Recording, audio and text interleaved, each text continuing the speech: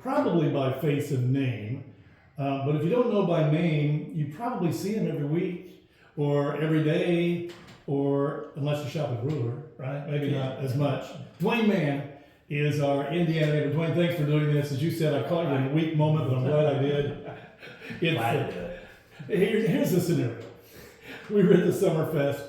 Dwayne's working away in a booth. What booth were you working for? The church? St. John Lutheran Church's ice cream social booth. Yeah, ice cream social booth. If there's something I have to have every year, it's the cobbler and ice cream from your booth. Correct. And Dwayne tells me he's retiring at the end of September after 50 years, and there it goes. I thought of Dwayne before, and now I knew that I had to ask Dwayne. And as he was handing somebody else his cobbler, he didn't know what he said, but he said, "Sure, why not?" And here's where we are today. Dwayne, you know the deal. You know, we're going to talk about everything from your uprearing to where you are today, what your plans are in retirement. So 50 years, I don't know if I mentioned that, I think I did, that he's been with the IGA under different ownerships. Mm-hmm. Let's start with your parents. Let's start with the very beginning. Tell us a little bit about your parents. My dad, John C. Mann, lives in Du Bois. My mom is Wanda Smith. She lives here in Lagodi. What did they do for a living?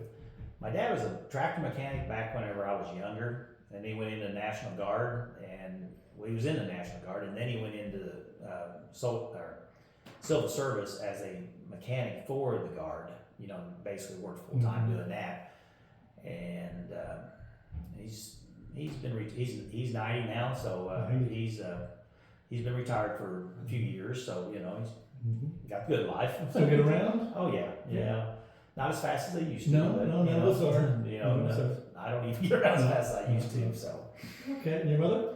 My mom, she's retired full time probably a few years ago. Her last full time job was working for me at the store as a bookkeeper.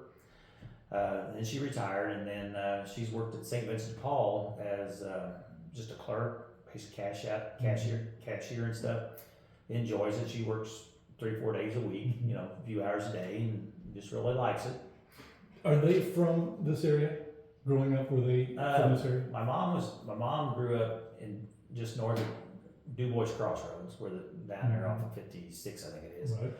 About a mile up the road, and she went to school at Du Bois. My dad went to Shoals. He grew up in Lost River, down there off of Wyndham Road, down there about where Ernie Lewis lives now. That's where, if you know Ernie Lewis, that's where he grew up. Okay, so what brought them to Lagodi, to where you guys were going to school here in Lagodi? Well, we were actually living in Shoals at one time. We lived out on Mill Road, where George Alder bought our house when they basically got a divorce, and we sold the house out there, and then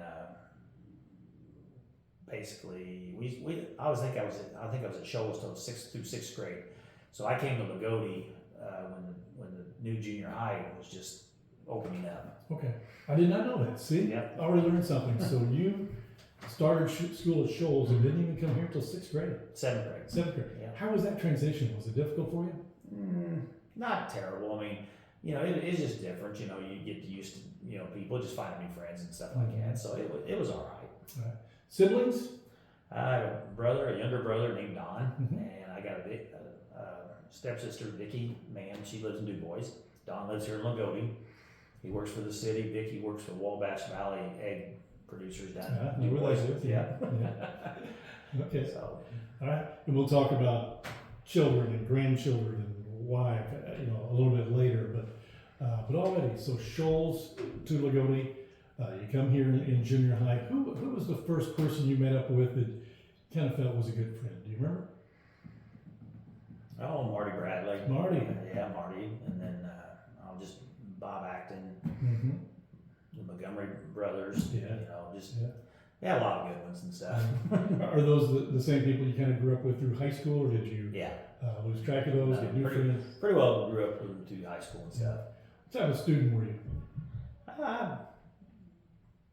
Probably A, B, and C. A few C's. Around average. Yeah, around average. No scholar. Not too many of us are, anyway. Yeah.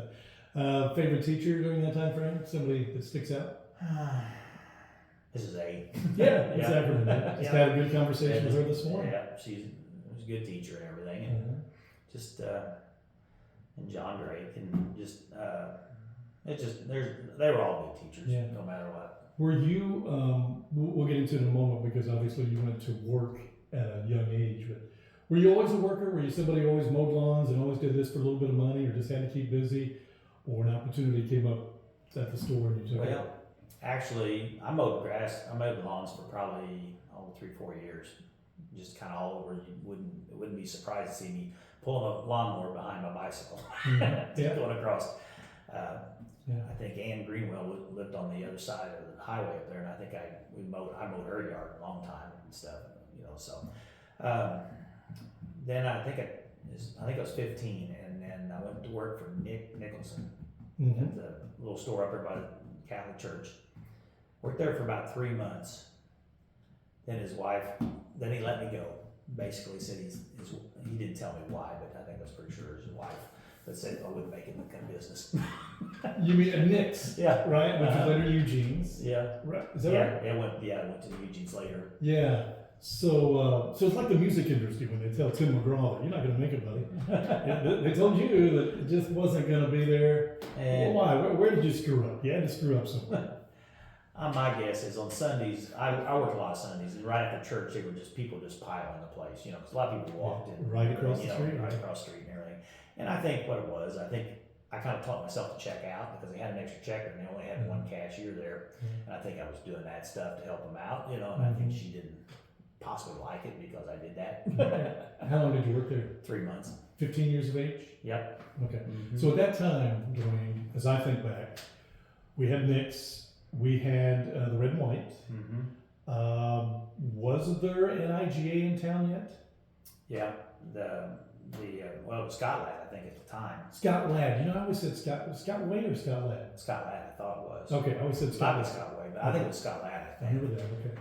But then I think Dave Beeler bought the Scott Ladd, or it was sold or something, and because basically 3 months later, I was looking for a job, or my mom seen an ad in the paper or something. You weren't exactly looking for one. I wasn't really looking, but I kind of aggravated. I lost my job, but still. But anyway, she seen it. She said, "Do you want to go up there?" And I said, "Yeah." So it was my birthday, and I went up and applied, and went up and talked to Wayne Monkhouse. This is the one right next to the post office. Yeah, that little store there, and he looked at me. And he says, "Well, if you're silly enough to want to go to work, I'll hire you." That's what he told me, just like that. So I think I started 2 days later. So basically, I started on April the 5th. 2 days after my birthday. Okay.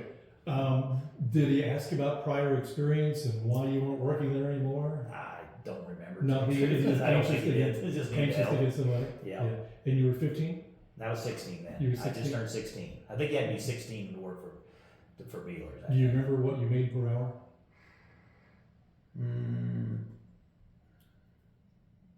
$3, I think it was $3 an hour. Yeah. Just going back to the lawn mowing, I'm always interested because I did the same with my brothers. And do you remember what your highest paid lawn was? $20. Really? Yeah, I had a big one. Yeah. You did have a big one. Yeah. I think ours was maybe 6, maybe 8. Yeah. And if we tackled it as 2, maybe. Right. Where was that at? I think it's Ann Greenwell's. I think it's Ann Greenwell's yard. It's right there on County Line Road. That one that house sits up on the hill. Yeah. On the left, up right across the highway. $20. Yeah. One time they figured out. They said, "You're making an awful lot of money per hour." Yeah. I said, "Well." Well, it was a push mower. Yeah, it was a push mower. So. Did you have to contribute part of that 20 to the family, or was it all yours that went into the gas tank? Oh, I think I helped out some once in a while. I bought a few groceries here and there and stuff. Helped them out. Yeah. Okay. So Scout Ladd or Scout Way. I don't know where I got Scout Way, but anyway, somebody will tell us. But I'm sure you're right. That was it was an IGA at the time, or was not? Scott Way, I think was, or Ladd, whatever it was there before, and then Beelers maybe bought them out or whatever. I'm not for sure exactly what because that was before my time. Yeah. But it was actually an IGA sitting there. It was an IGA food liner. Okay. So that's where that's come into play. You know what the Scott store was famous for, don't you? I think I seen it on your post or Oh, something. Don't you remember the slushies? You don't remember? I don't. Oh, the slushies. And, you ride your bike after school or after practice or something, go down there and get a Yeah. slushie for, I'm guessing, a quarter. Yeah, probably. Yeah, that's a pretty good summer treat for sure. You don't Yeah. remember it, so okay. For some reason, I don't remember it. I don't know why. Did you, what were you hired in as? Just a stock boy, basically, rack bottles, carried out groceries. I don't even know if I even stocked much because they would have one truck a day or whatever, or once a week, and I think it would just come in, and I think whoever the crew was there, I think Freeman Tedrow, I think, was there at that time, I believe, and Bob Stuckey was there. Who was your manager?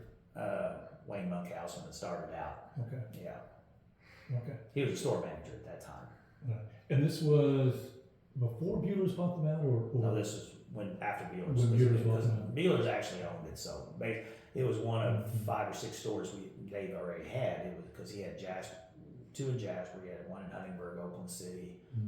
I think it was us, and then Paoli, I think is how it was. But you were still going to school. How many hours were you getting a week? Probably at that time, probably just 15 or so, Were probably. you working any weekend nights when your buddies were out? Oh, of course. Yeah. Yeah. Bother you a little bit? Yeah. Some, yeah. Yeah, but that's the way it was. That's what it was. That's exactly right. What activities did you do in high school? Drama club. So you were in the plays? I was more of the sound projector type guy. I Oh. wasn't in the play. Well, hey, listen. I was an assistant. How's that? Did you actually audition to be in the play, or you were just behind the I was scenes? just behind the scenes.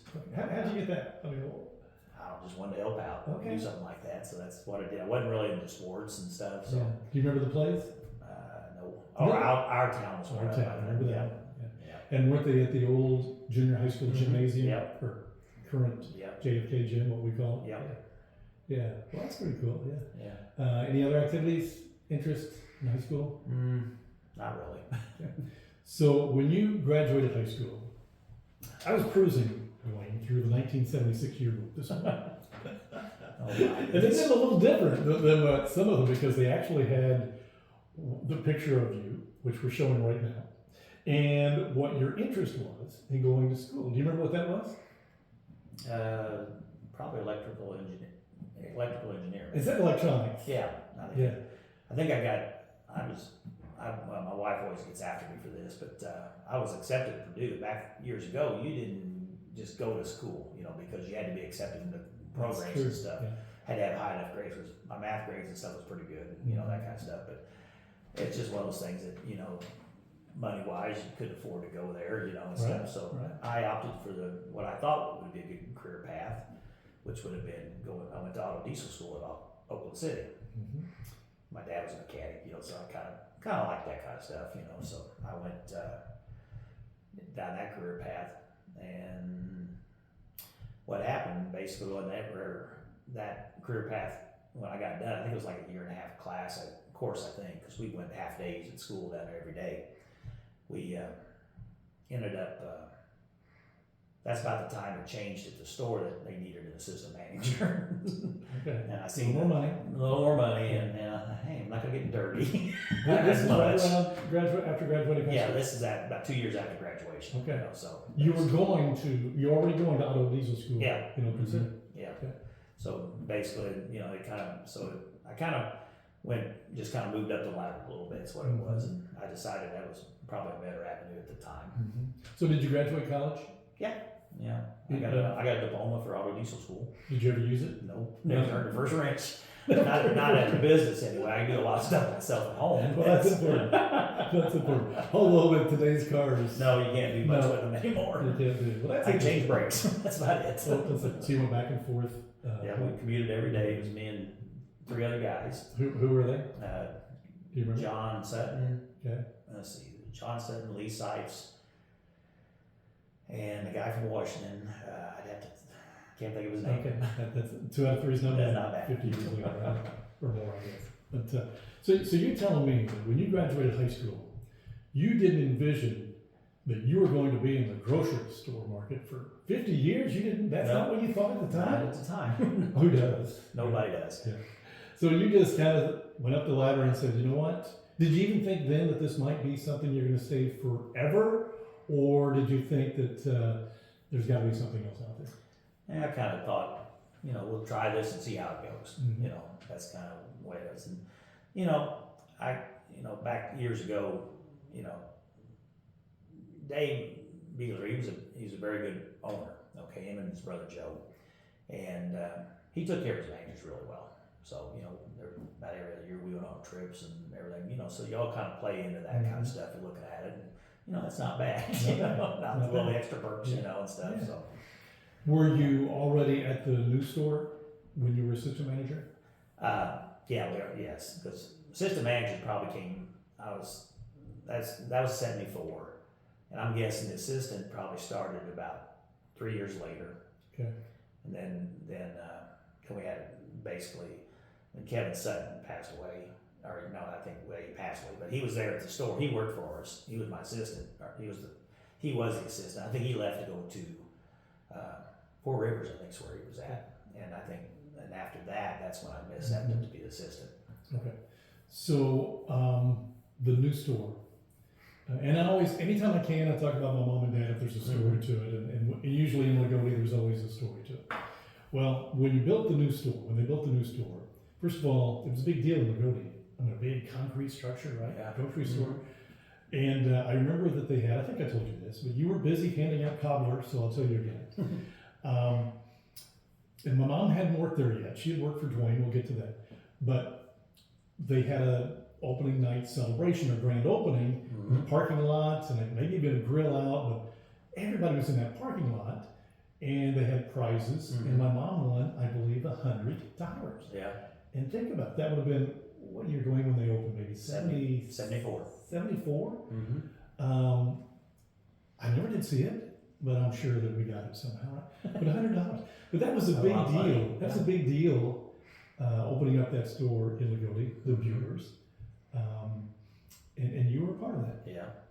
And that was a big celebration. That was 50 years ago. Yeah, that was 50 years ago. And basically, we had a big celebration. We had, food and everything else. We had to show tours. That was part of our job, walking people around the store, showing them all the newfangled stuff, the pallet jacks that you use to roll pallets around, incinerator, coolers that you could walk through and not have to crawl into, and all that kind of the stuff. electronic doors that you just open up, they just open up for you when you walk in the store. Yeah. I do remember the first one I saw of those was actually the JC store. Okay. And I think the JC store was built before the new, It was. the new store.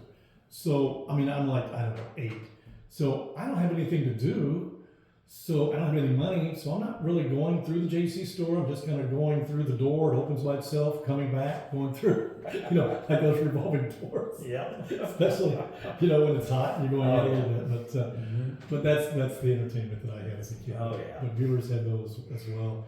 And it was a grand new store. Did it have the deli at first? That deli bakery, we fried donuts. The girls in the deli bakery, they would come in at, I think, 5 in the morning to actual fried donuts and stuff.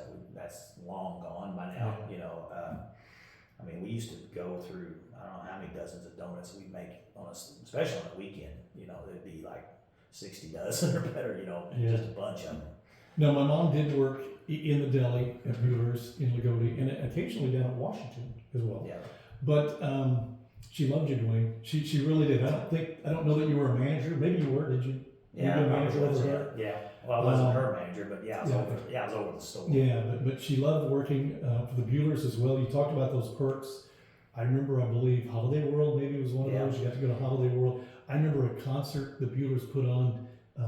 T. Graham Brown down in Jasper. I don't know why I remember that, but nonetheless, it was a good place for her to work. I don't know how long she worked there, but a good deal. And I think she said that if it wasn't for getting up so early in the morning and the weather sometime bad, she probably would have still been there. Yeah. But you've had some good workers over the years. Oh yeah, I've had a lot of. That's the only way that place survived. And that's what made me where I'm at now is because my people that worked under me. They're all great. Who's the longest tenured employee that you've worked with there? Naomi Strange. That's what I thought. In the deli. Yep, in the deli. Yeah. She's still there? Yep. Yeah. Until about end of September. Really? She's gonna retire too. So what's going on there? Are you retiring at the same time, or just coincidence? Yeah, she's always told me she was going to follow me out the door when I leave. Okay. Now, I don't know whether you can name it yet, but do they have are you the manager now, or are you like president, vice president? What's your title? I'm just store manager. Store manager. Do they have one in place for Yep. you? Okay. Brent Watson's going to take over my spot. He was a store manager in Bedford. He was doing that for 6 years, and he left the company for just a little while and Mhm. went to the company that made vaccines for the pandemic. Mhm. And it was about 2 years ago. What happened? The virus basically settled down. They didn't need no more, and no more vaccines. So they laid like 400 people off. Well, he was in HR up there with them. So after they got rid of those people, then they laid him off. After he did all Yeah. So, I was you know, in I- HR for 30 yeah. yeah. So after get rid of their people, then they laid him off. So, Yeah. but he came back. He's been there about a year and a half, a little more than that by now. So Okay. he came. It was right after Christmas of 2 years ago, I guess it was. We talked about a few of the new gadgets, whenever you first opened in 1974, but biggest changes you've seen in the grocery store market, at least at IGA since you started? Well, the biggest change is scanners, because everything when we started out, everything was either stick marked, stamper marked. That's right. Then it went to It's labels. 69 cents, yeah. Yeah. Then it went to label guns and stuff, Okay. and then we went basically into scanning, which that was a big deal back then. Mm-hmm. And the PC that basically run the scanner was as big as a refrigerator at the time. It was up in the office. Me and my IT guy from Jasper, Analytic, and we were working on something, and he had to come in. We had to do this after hours because he wanted to hook something up to it so it could print certain reports. And I'm supposed to be on the front side reading this book to him, as far as what to do. And he soldered something wrong. The next thing I know, poof, it blows it up. Mm-hmm. So we're chasing one down in the middle of the night, trying to go find another one they had stashed in another store. A spare that to reload. But every time you have those changes, the cash register itself Mhm. and how you check out, employees have to be retrained. Yeah. Right? And and some employees, my age or whatever, and you had many of those, hard to train sometimes. Yeah. But they usually come around after a while. Yeah. Yeah. It just takes a little while for some of them, Yeah. so. But what about out in the store? The prices. I mean, I know. We can do all day with that. Yeah. But back in the day, when you started or a few years in, do you remember anything that stood out for you in regards to the cost of whatever it was, eggs, milk, bread? Bread, you could bought, I think when we started out, a loaf of bread was probably 19, 20 cents, something, it was pretty cheap. Sugar, probably 50 cents, and, sometimes it's like pulling teeth to get that from people. But, back then you didn't make very much, Right. Even good paying jobs wasn't that, didn't have that kind of money. Yeah. So over under 100 times, people have come up to you in the store and talked about the outrageous prices of groceries today. And you know what? In the 70s it was one thing, in the 80s it was outrageous, in the 90s it was more outrageous, and here we are today. Over under 100 times you think somebody come out complaining about the prices. Every time you have something that goes up. Oh, I think they've kind of settled down. They don't talk about it too much anymore. Okay. Probably under. Okay. Quite a bit under. But is it fair to say that from the employee side and the customer side, you've had to put up with a lot over the years? I would say so. Yeah.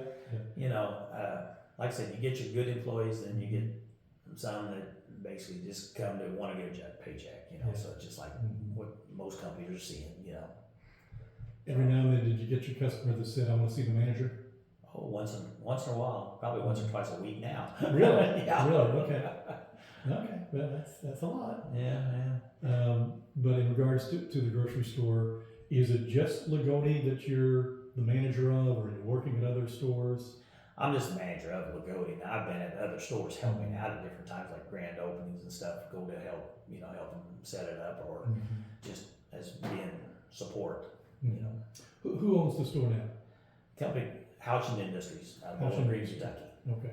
So every now and then I'll see a change in the signs. I think it says IGA now, or maybe does it say hometown IGA? It says hometown. It says hometown IGA. So when did Bueller sell out?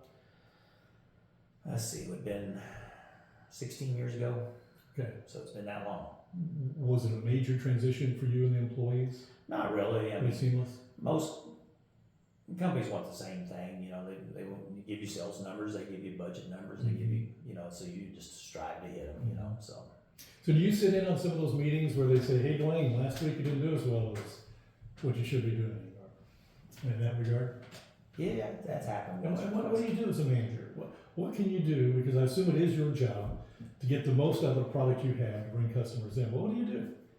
Well, a lot of it's merchandising, just making sure you have what's in your ad, you know, keep it in stock for them, having it when people are in there wanting it. Plus, the biggest thing too is having customer service. Our customer service, hands down, I think is probably the best in town, you know, and I think a lot of that's why people come back all the time. Mm-hmm. You know, yes, you may pay a little bit more for stuff at our store than maybe Ruler or somebody else, but you know, you get that one-on-one personal relationship with people to, you know, be able to, if you have a problem, you can come see me, or, you know, and it's not just, you know, it's not like you have to talk to somebody else. You can actually come and physically see me.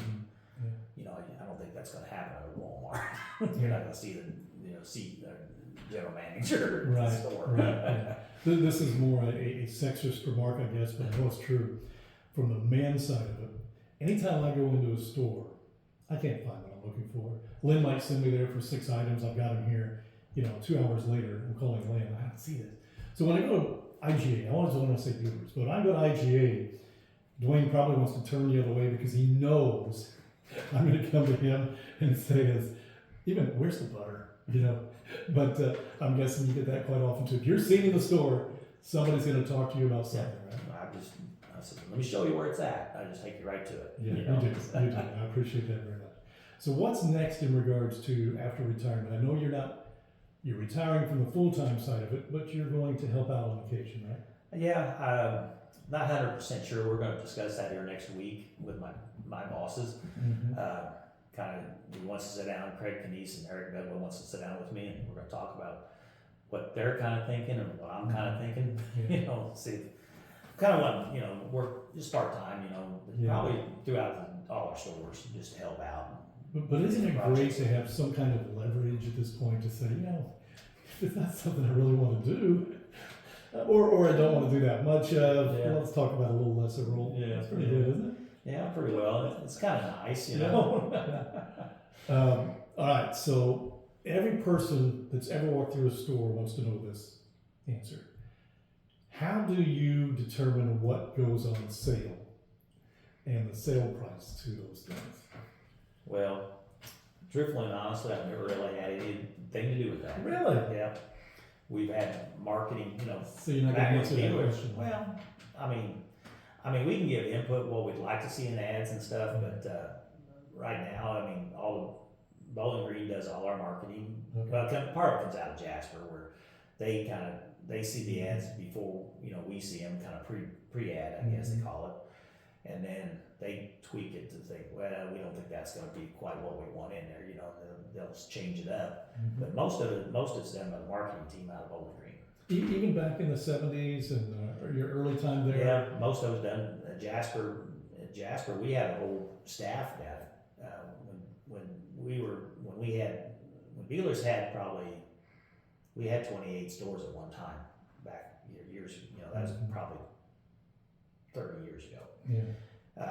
Yeah. We had meat, produce merchandisers. We had direct, like meat, produce directors. We had, you know, they would do part of their ads. We had DSD support. We had, you know, grocery just grocery people that basically decided what was going to be in the ad and stuff. And they'd have weekly meetings. They'd sit down, lay it out. This is what we think we ought to have in the ads. Okay.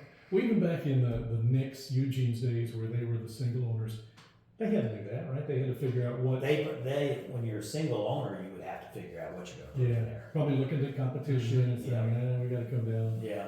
Okay. Most of the time, I know it was eggs, it was milk, it was bread. Staples is what they were back then. It was, you know. Do you still? I don't want to interrupt you. Well, that's fine. Back then, you know, your ads weren't that big. You know, you had basically a few items. You know, you had just a few items because you put it in the newspaper, printer, or whatever, on the newspaper or whatever. But now with computers and graphic arts and printing and that kind of stuff, I mean, the ads have just got so big. And you know, one thing that you probably didn't realize, but if you remember when that store opened, half that store was general merchandise. Meaning what? What? Basically, T-shirts. we had T-shirts, we had jewelry, we had TVs, we had gosh, I don't remember that. yarn, we had. I mean, half the building was actually just variety stuff. We was probably one of the first super Walmarts. That's where Sam got his idea for that. You know that for a fact. But yeah, I mean, we had clothing. I remember buying a blue jean jacket there. You know. I do remember the clothes. Yeah. I don't know that I remember the televisions. Had material back. I think Everybody had some made clothes and stuff back then. We had material. We had, yarns, threads, all that kind of stuff. We had plastic flowers to make, flower bouquets and stuff like that. And the only reason we was able to do that is back then you didn't have 20 different labels of green beans. Yeah. You had one or two, and I think the soft drink aisle started mid-store, and that was one side of one aisle, Freezers, I think we had, what was it, against the wall on the one side, and it was just a coffin case that ran the whole length of the wall over there, and, that was everything. Nowadays you've got how many upright doors, and I think I've got 60 or 70 doors over there that's, each item probably holds 50 different items in it or more. 50 years ago, what are you going to miss about this profession, working IGA? Probably the people, just, seeing people every day, customers, working with my associates, we're all family, we know basically what's going on with each other all the time pretty well. Yeah, I threw out 50 years, but really it's more than that, right? 52 years, or because you said you started maybe a couple of years up here before they put the new building in 74. No, actually just 3 months before we had just a little bit yeah. before. So yeah, 50 years. Wow. Yeah. Time fly? It did, yeah. But not the days, but time flies. Yes, the years fly. It's going faster than it ever was now. Yeah. In regards to the store, we'll get away from that, talk about family as we kind of wind down, but anything else about the store? Any stories, any big changes that you've seen that you want to talk about, or did we pretty well cover what you thought? Yeah. Well, just as far as changes, like I said, we talked about scanning, that was a big change. Well, and what's really changed over the last few years too is just food safety, period. Food safety. Everything's, everything's got so much more strict, everything's more single curb. Basically, a lot of it's already prepackaged, so it's, you're not even messing with it as much. Just between that and, just like produce, we do cut fruit and all that kind of stuff in the produce department. Well, we've got a wash that you wash all the fruit before you even start cutting and stuff. That just helps make sure there's nothing on the outside of outside of the watermelon or cantaloupes or whatever, and it's just, that's probably one of the biggest changes here just in the last, few years. Yeah. Everybody has trouble these days finding employees. Do you? Are you the same, or have you had a pretty constant, the last 5-6 years, pretty constant group? No, they come and go. People do come and go. There's better jobs out there as far as paying jobs, and business, dictates what you pay. Not all of them think they're going to be there 50 years and climb that ladder. Yeah, right. That's right. Do you do the interviewing, or are you the person who hires? I do a lot of them. Naomi does a lot for the deli because she has a lot of people back there, and when she needs help, I just send her interview people. Yeah. That way she knows what she's getting. Sometimes I've hired a few, and she says, "Really? Let me take care of that. I got this. Yeah. Don't do it no more. Don't help me out anymore." Yeah. Cool. All right. Well, somewhere early in the process, you met a young lady, and you married her. Let's go back to that. Let's talk about your wife a little bit, and her name, when you met her, Did she go to Shoals? Did Yeah, she went to Shoals. It was Karen Sherfick. Yeah. She lived down in Lost River, down on Wyndham Road. She had a brother named Larry. Her mom and dad's Gene and Eldine Sherfick. Kind of met her through 4-H, junior leaders and that kind of stuff. We, back then, junior leaders was a big deal because you had a lot of meetings. You had, fair setups. The fair was a big deal back in the 70s. Sure and stuff. It was a big deal. That was the highlight of the year. It was. Because you didn't get to go anywhere you wanted to all the time. People would walk out to the fairgrounds. It was a big deal. Yeah. Here, this coming week, our fair is coming up, and we know that it's diminished in size. 4-H is still very important, but back in your day, that's what brought you two together. Right? Oh yeah. That's where it all started. What year? I mean, how old would you have been then?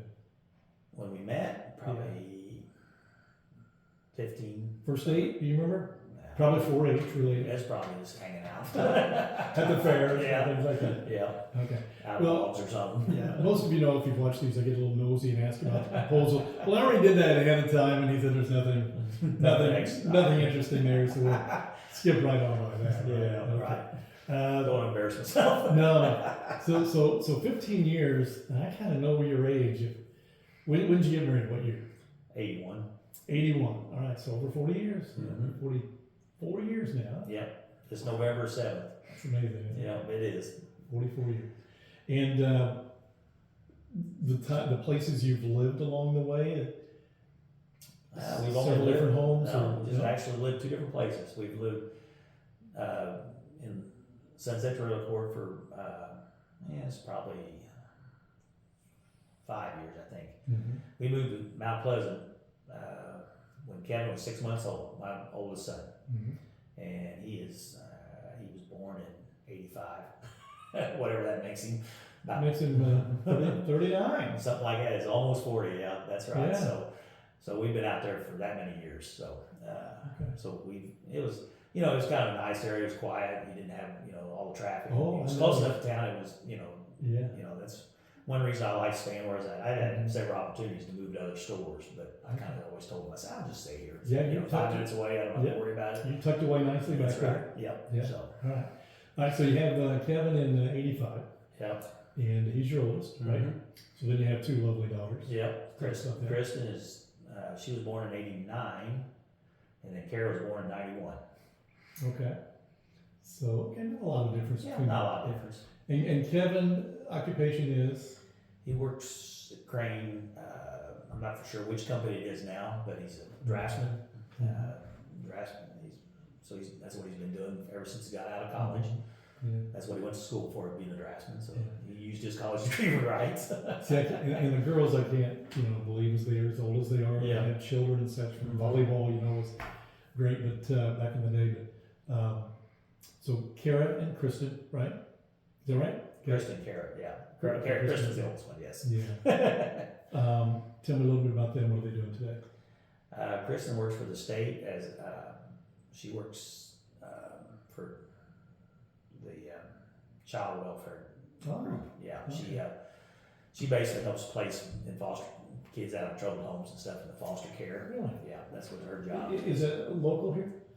Her office is in Washington. Okay. But I forget how many counties she's got.